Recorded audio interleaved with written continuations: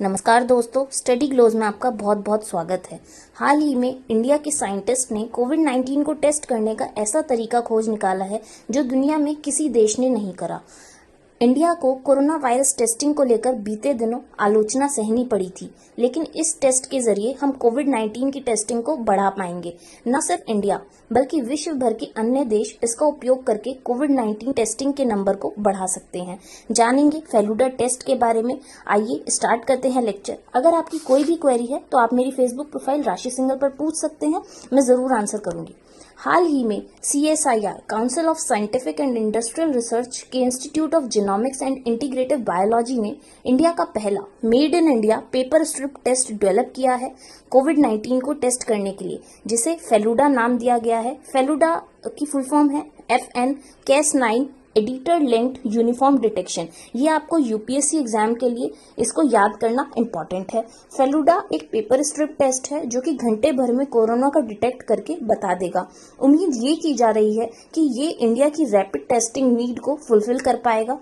ये पहला made in India test kit है और ये क्रिस्पर टेक्नोलॉजी पर बेस्ड है। आपको क्रिस्पर की फुल फॉर्म भी पता होनी चाहिए, clustered regularly interspaced short palindromic repeats. ठीक है, हम इस लेक्चर में क्रिस्पर टेक्नोलॉजी के बारे में डिस्कस करेंगे। ये कैसे काम करेगी फेलुडा टेस्ट को परफॉर्म करने के लिए हम जानेंगे। देखिए, वैसे जो क्रिस्पर टेक्नोलॉजी है वो नई नहीं है, पहले भी प्लांट्स और एनिमल्स में ये यूज होती रही है। ये एक जीन एडिटिंग टेक्नोलॉजी होती है। पिछले साल डिजाइनर बेबीज के संदर्भ में क्रिस्पर टेक्नोलॉजी काफी विवादों में रही थी, जब चाइनीज साइंटिस्ट ही जियानकी ने इसे HIV पीड़ित ह्यूमन कपल में यूज किया था, जिससे उनके होने वाले बच्चे में HIV ना हो। लेकिन इसका यूज ह्यूमंस में बैन है, बिकॉज अभी हम इससे होने वाले नतीजों की पूर्ण जानकारी हमें नहीं है। हमें इसके कॉन्सिक्वेंसेस के बारे में पूरी जानकारी नहीं थी, तो ये इसलिए विवादों में रही थी। लेकिन जो क्रिस्पर टेक्नोलॉजी है वो हम कैसे यूज करेंगे कोरोना के केस में, हम उसे इस लेक्चर में डिस्कस करते हैं। तो हम अपना जो डिस्कशन है वो उसी पर सीमित रखेंगे।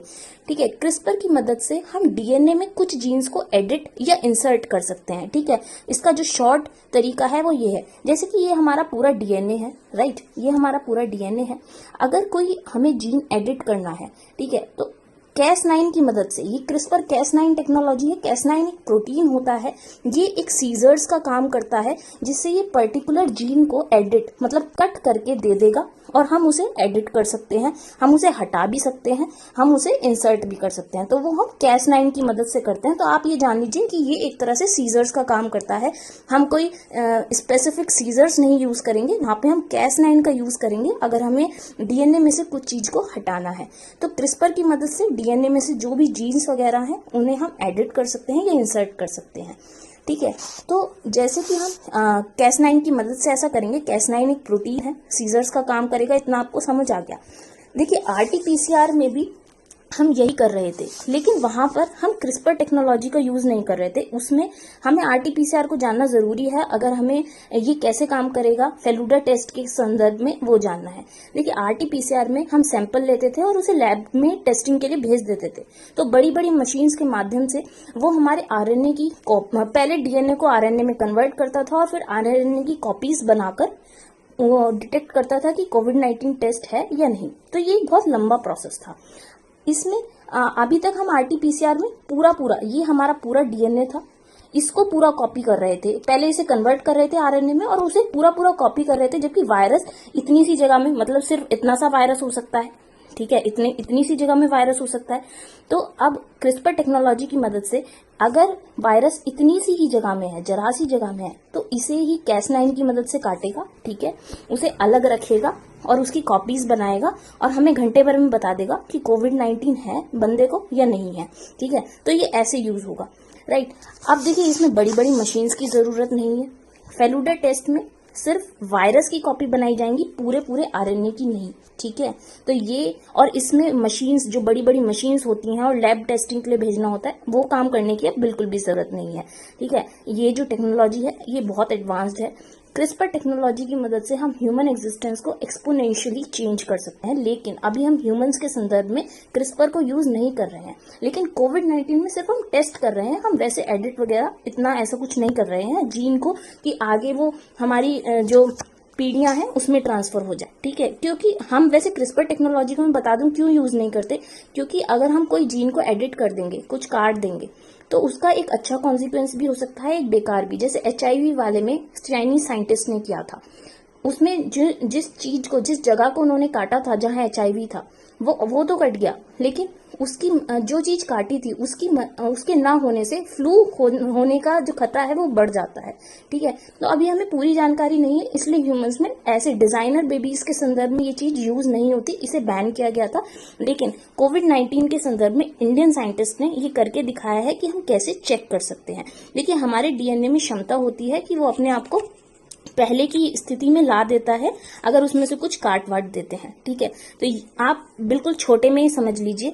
अब हम थोड़ा सा कंपैरिजन कर लेते हैं इसे RT-PCR और एंटीबॉडीज टेस्ट से। देखिए, जो क्रिस्पर है वो Cas9 की हेल्प से पता चल जाएगा कि कौन सी लोकेशन में वायरस है, और वहीं से Cas9 उसे काट देगा, फिर Cas9 कट करेगा और RNA से वो कट कर जाएगा और उसकी आसानी से कॉपी बन जाएंगी और पता चल जाएगा कोना है या नहीं है, ठीक है। अब हम बात करते हैं कंपैरिजन की।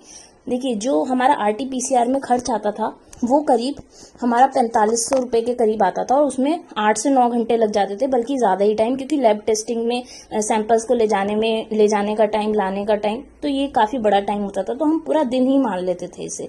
लेकिन जो इसमें टाइम है वो 1 घंटे का समय लग रहा है, और कॉस्ट भी 500 रुपए तक आएगी। और इसमें कोई भी expensive real time PCR machines नहीं चाहिए, जिससे पहले DNA से RNA को अलग करो, फिर DNA में कन्वर्ट करो और फिर एम्पलीफाई करो, ठीक है। तो ये बड़ी दिक्कत थी ये वाली जो RT-PCR वाली थी, तो इसमें ऐसी मशीन्स नहीं चाहिए, जो कि हमारे इंडिया में वैसे ही लिमिटेड नंबर में है।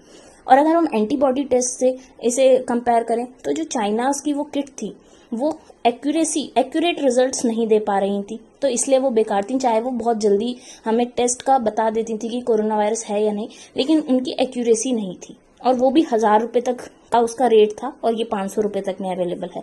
तो ये था एनालिसिस हमारे CRISPR technology based Feluda test पर। जल्द ही मैं एक नए एनालिसिस के साथ दोबारा हाजिर होंगी। Till then